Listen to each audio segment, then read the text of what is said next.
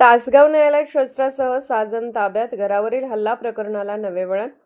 सांगली जिल्ह्यातील तासगाव येथे न्यायालयाच्या आवारात घातक शस्त्रांसह आलेल्या 6 संशयितांना पोलिसांनी ताब्यात घेतले आहे. या कारवाईमुळे परिसरात एकच खळबळ उडाली आहे. 2 दिवसांपूर्वी नेहरूनगर तासगाव येथे सागर प्रकाश ढाणे यांच्या घरावर रात्री 11 वाजण्याच्या सुमारास 12 जणांनी हल्ला केला होता. या हल्ल्यात एक मोटार आणि 2 दुचाकींची तोडफोड करण्यात आली होती. तसेच घराचा मुख्य दरवाजा कुऱ्हाडीने फोडण्यात आला होता. या प्रकरणी तासगाव पोलिसांनी गुन्हा दाखल करून 4 संशयितांना सोमवारी अटक केली होती. मंगळवारी या चौघांना तासगाव न्यायालयात हजर करण्यासाठी पोलीस पथक न्यायालयात आले होते.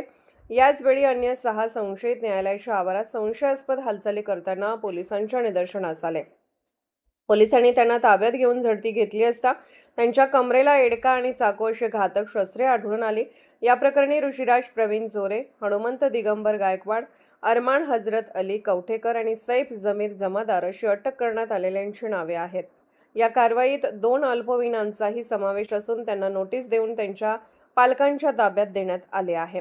या घटनेबाबत पोलीस शिपाई विवेक यादव यांनी फिर्याद दिली असून सर्व संशयितांवर भारतीय न्याय संहिता कलम 188, 2, 189, 4, 190 तसेच शस्त्र अधिनियम कलम 4 आणि 25 अन्वये तासगाव पोलीस ठाण्यात गुन्हा दाखल करण्यात आला आहे. या संपूर्ण कारवाईत पोलीस निरीक्षक विशाल टकले यांच्या मार्गदर्शनाखाली पोलीस पथकाने ही कारवाई केली.